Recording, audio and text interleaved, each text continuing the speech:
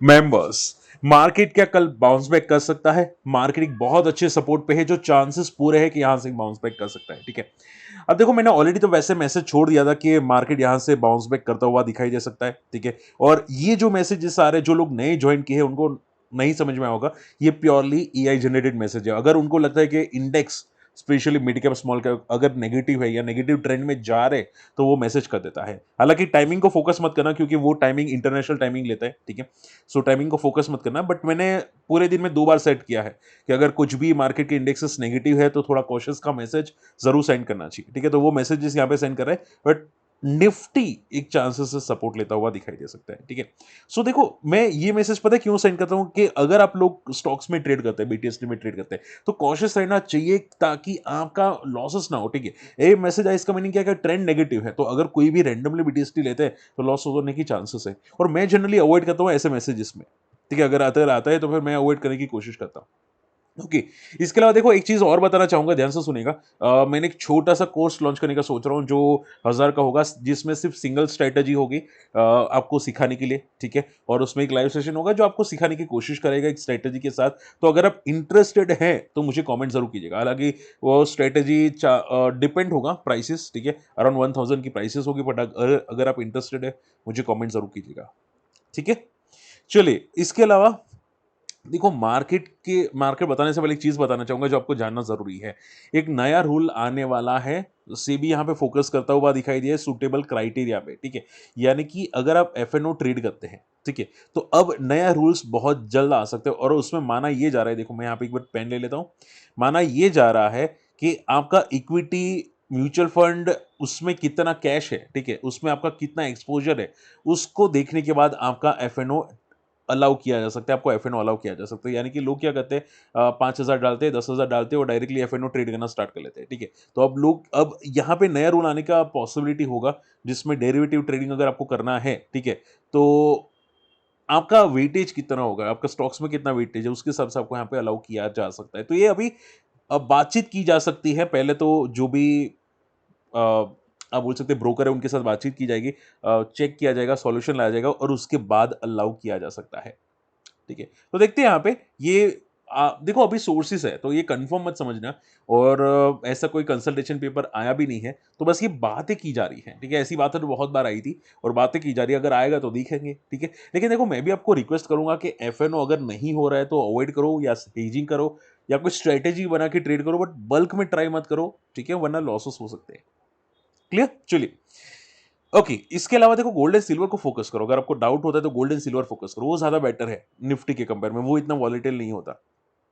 ठीक है, अब रही बात निफ्टी की, तो निफ्टी के देखो, निफ्टी में एक स्ट्रेटेजीज जो मैंने आपको बहुत बार बताने की कोशिश की, 2 आवर्स स्ट्रेटेजी। ठीक है, 2 आवर्स के अंदर 40 आरएसए के अंदर ये पुल बैक बहुत अच्छा करता हुआ दिखाई दिया है। अब यहां से एक चांस आने की पॉसिबिलिटी। ठीक है, देखो 40 आरएसए को बाउंस बैक करने की कोशिश की, अगर यहां से फॉल करता तो वापस एक बार रिकवरी हो सकती है। लास्ट टाइम भी 40 आरएसए पे निफ्टी ने बाउंस बैक किया था, बट जनरली मैंने आपको क्या बताया है कि 2 आवर्स का चार्ट को अगर हम लोग रडार पे रखते हैं तो मंथली निफ्टी का ऑप्शन देखना चाहिए, ना ही वीकली का। ठीक है, मंथली देखना चाहिए। क्यों? क्योंकि इसको रिकवरी होने में 2 दिन लग सकते हैं, अगर 2 दिन लगे तो आपका ऑप्शन डी के हो सकता है। इसकी वजह से मंथली को रडार पे रखो, ज्यादा बेटर है।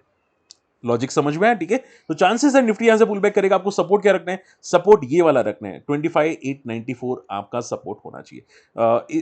अब ऐसा होता है शॉर्ट एंड सिंपल में 29,850 का सपोर्ट लेके चल सकते हैं, जो चांसेस है यहां से बाउंस बैक आपको जरूर दिखाई दे सकता है। ठीक है, ओके, इसके अलावा हालांकि मैंने तो ट्राई किया था, बट मैंने एग्जिट कर लिया। मेरे को लगा यहाँ पे फॉल आएगा, यहाँ पे फॉल है, बट वो पुल बैक करता हुआ दिखाई दे, तो मैंने एग्जिट कर लिया। कल री एंट्री का सोच रहा हूँ यहाँ पे। ठीक है, चलिए। इसके अलावा बैंक निफ्टी भी यहाँ पे सपोर्ट लेता हुआ दिखाई दिया, which is very very strong. मैंने आपको बताया था कि 59,000 के आसपास सपोर्ट ले सकता है। बैंक निफ्टी सबसे पहले रिकवर करता हुआ दिखाई दिया, विच वेरी वेरी पॉजिटिव। ठीक है, तो बैंक निफ्टी में एक बहुत अच्छी बाउंस बैक के चांसेस हैं। ठीक है, तो बैंक निफ्टी को यहाँ पे पॉजिटिव समझेगा, उसमें भी स्ट्रेटेजी अगर ट्राई करना चाहते 2 आवर्स चार्ट वाली, तो वो डेफिनेटली रडार पे रख सकते हैं। ठीक है, ओके। एफआई की सेलिंग है, फोकस नहीं करेंगे, बेकार है। यूएस मार्केट देखो, नेस्डेक लगातार फॉल करता हुआ आपको दिखाई दिया है। ठीक है, तो ध्यान में ये रखेगा कि नेस्डेक थोड़ा सा वीक है अभी के लिए, नेस्डेक। ठीक है, एंड चांसेस तो है कि डाउ को भी थोड़ा खींचने की कोशिश करें नेगेटिव साइड पे। बट आई डोंट थिंक हमारा मार्केट ज़्यादा कल नेगेटिव रहेगा। अगर अगर रहता है तो सिर्फ ये रीजन की वजह से रहेगा, बाकी आई डोंट थिंक रहने के चांसेस हैं। ओके, देखो कल इंडिगो फॉल कर सकते हैं, तो अगर आपको इंडिगो को ट्रेड करना है तो स्ट्रेटेजी रखिएगा 930 वाली, ठीक है। 930 के बाद अगर डे लो ब्रेक करे तो दिखेगा, वरना नहीं दिखेगा, ठीक है। और रीजन क्या है, तो कि 200 इंडिगो की फ्लाइट कैंसिल हो चुके हैं ड्यू टू पायलट शॉर्टेज, और ये चीजें थोड़ी नेगेटिव है, तो आप ये समझो कल में भी इंडिगो फॉल कर सकता है, बट ये इंट्राडे के लिए होगा, पोजिशनल तो कुछ भी नहीं होगा यहाँ पे, ठीक है। इंडिया का मैन्युफैक्चरिंग पीएमआई डेटा 9 मंथ की लो पे आ चुका है, ये थोड़ा नेगेटिव है। और देखो मैंने पहले भी आपको बताया था आज के वीडियो में, ये वीडियो मिस मत कीजिएगा, आज के वीडियो में बताया था कि मार्केट में हमारा जो फॉल आ रहा है वो बेसिकली आप ये समझो कि हमारा रुपी फॉल कर रहा है, डॉलर नहीं आ रहा है, ठीक है। और मैन्युफैक्चरिंग को थोड़ा हीट हो रहा है, इसकी वजह से भी हमारा मार्केट फॉल करता हुआ दिखाई दिया है, ठीक है। तो देखते हैं यहाँ पे कि क्या होता है। सोम डिस्लरीज, अब देखो ये लोग राइट इशू लाने वाले हैं 499 मिलियन रुपीज के। एंड देखो राइट इशू हमेशा नेगेटिव होता है, मैंने आपको पहले भी बताने की कोशिश की है, ठीक है। देखो समझो बात को, यहाँ पे समझो। मान लो कि अभी अदानी इंटरप्राइज का राइट इशू आया था, आप देखोगे लगातार फॉल कर रहा है, रिसेंटली फ्रॉम द हाई 2500 लेके 2100 आ चुका है। सोम डिस्लरीज में भी यहाँ पे राइट इशू है, और उसकी वजह से आप देखोगे 160 या लाइफ हाई के आसपास से नीचे फॉल करता हुआ दिखाई दे। तो राइट इशू हमेशा नेगेटिव होता है, ठीक है। आपको जब भी राइट इशू का वर्ड सुनाई दे थोड़ा कॉशियस रहना, और ऐसा मत समझना कि भाई वो एक आध परसेंट फॉल करेगा, नहीं। राइट इशू हमेशा 20-25% की प्राइस का डिफरेंस लेके आता है, और टॉप से कितना फॉल करता है, अराउंड देखो 34% ऑलरेडी फॉल कर चुका है, ठीक है। सो याद ये रखेगा, राइट इशू एक पैनिक क्रिएट करवाता है। अब देखो राइट इशू में अगर किसी के पास है तो आपको ये समझना है कि राइट इशू में अप्लाई करना चाहिए, और अगर आपको मिल जाते हैं राइट इशू, ठीक है, तो वो वो राइट इशू आपको निकाल देना चाहिए, ताकि ताकि होता क्या है, राइट इशू 6 महीने में चला जाता है, 6 या 9 महीने में कुछ टाइम फ्रेम होता है, चला जाता है, तो आपका बेनिफिट निकल जाएगा। तो उससे बेटर जब भी राइट इशू आपको मिले, कोई स्टॉक आपके पास है और राइट इशू मिले, तो प्रॉफिट बुक करके निकल जाना चाहिए, ठीक है। Basically right issue fund rising का एक सोर्स होता है, ठीक है, और उसकी वजह से एक्स्ट्रा कंपनी लिस्ट होती है मार्केट के अंदर, और वो एक्स्ट्रा कंपनी की लिस्टिंग की वजह से वो एडजस्ट हो जाता है प्राइस, ठीक है, प्राइस एडजस्ट होता है। तो आपको क्या करना चाहिए, वो एक्स्ट्रा जो लिस्ट होती है वो टेम्पररी लिस्ट होती है, उसको निकालना चाहिए। चलिए, मुक्का प्रोटीन्स, बहुत तगड़ा ऑर्डर मिला है, ठीक है। यहाँ पे कंपनी को 4.75 मिलियन का ऑर्डर मिला है, और देखो मैंने आपको बार बार बताया कि मुक्का प्रोटीन्स एक बॉटम आउट है, हालांकि आज भी फॉलो है लेकिन एक बॉटम आउट है, ठीक है। इसको ऑर्डर मिला है, चांसेस से सपोर्ट लेके बाउंस बैक कर सकता है, तो अगर रडार पे रखना चाहे रख सकते हैं, ठीक है। देखो 2-4% तो फॉल करेगा ही करेगा, ठीक है, मार्केट कंडीशन इज वीक, ठीक है, बट ये ऑलरेडी पिटा हुआ है फ्रॉम द 55 टू 25, ये आधा हो चुका है, यहाँ से ज्यादा 10% फॉल करने के चांसेस है, ठीक है। बट और न्यूज अच्छी है, देखते हैं कल बाउंस बैक करता है कि नहीं, बट हाँ, इसका सपोर्ट अगर आप पूछे तो एक 25 का राउंड लेवल सपोर्ट है, और एक 22 का इंपॉर्टेंट चार्ट्स पे सपोर्ट है। चलिए, तो मैं ज्यादातर इंपॉर्टेंट चीजें मैंने डिस्कस तो की है, फटाफट आप लोगों की क्वेरीज डिस्कस करते हैं। सर गणेश इको प्लीज डिस्कस कीजिए, प्रफुल जी। देखो प्रफुल जी, मैं सिंपल कर देता हूँ, गणेश मैंने क्रॉस चेक तो किया, गणेश वाला स्टॉक, ठीक है, गणेश इकोस्पियर, ठीक है, ये लगातार फॉल कर रहा है, विच इज नॉट गुड, ठीक है। ये इसका लाइफ हाई 2300 का था, और ये लगातार फॉल करता हुआ दिखाई दिया, और जो सेक्टर है वो टेक्सटाइल बेस्ड सेक्टर है, आई थिंक सो, अगर मैं गलत नहीं हूं तो। और पूरा का पूरा सेक्टर ही डाउन है, ठीक है, मैन्युफैक्चरिंग का जो डेटा है वो भी नेगेटिव है, पूरा सेक्टर ही डाउन है, और उसकी वजह से क्या है समझ रहे हो कि भाई प्रॉब्लम इसमें भी आ रही है। रिसेंटली कंपनी ने लॉसेस बताए थे, तो ये भी एक बड़ा प्रॉब्लम हो गया। तो आप सिर्फ ये मान के चलो कि ये थोड़ा प्रॉब्लम है, और ये कितना फॉलो होगा ये तो कहना मुश्किल हो जाएगा, पर हाँ, प्रॉब्लम तो है कंपनी के अंदर, ठीक है। और इसका अगला सपोर्ट जो बन रहा है यहाँ पे, मैं एक फिबोना की रिट्रेसमेंट भी ड्रॉ करके एक बार चेकआउट कर लूँ कितना सपोर्ट बन रहा है यहाँ पे, ठीक है। ये अभी इसका अगला सपोर्ट है अराउंड 700 का, और उसके बाद तो बहुत नीचे है, यहाँ पे 700 का एक इंपॉर्टेंट सपोर्ट है जो मुझे नहीं लगता ये तोड़ना चाहिए। 700 का एक सपोर्ट बनता है यहाँ पे, बट थोड़ा कॉशियस रहेगा क्योंकि सेक्टर पूरा खराब है, तो रिकवरी में बहुत टाइम लगेगा। सर सेंको गोल्ड क्यों नहीं चला, सर सेंको गोल्ड नहीं, कोई भी गोल्ड कंपनीज नहीं चल रही है, बिकॉज गोल्ड के प्राइसेस बढ़ रहे हैं और उसका थोड़ा सा सेलिंग इम्पैक्ट आ रहा है। हालांकि रिजल्ट अच्छे आ रहे थे काफ़ी कंपनीज के, बट स्टिल माना जा रहा है कि इम्पैक्ट अभी भी रह सकता है। तो गोल्ड इसकी वजह से गोल्ड कंपनीज फॉल कर रही है। तो आप देखो, आप ये मान के चलो कि गोल्ड कंपनीज को बॉटम पे रडार पे रखना अच्छी बात होगी। अगर आप बोलोगे सर मैं अभी पैनिक करके निकल जाऊंगा, फिर याद रखिएगा कि ये बिटकॉइन जैसा हो जाएगा। देखो बिटकॉइन को देखो, बिटकॉइन कहाँ पे गया, सी कहाँ पे गया, कहाँ पे बिटकॉइन देखो यहाँ पे 81,000 से लेके 92,000 के आसपास पहुंचता हुआ दिखाई दिया, 10% का पुल बैक ऑलमोस्ट।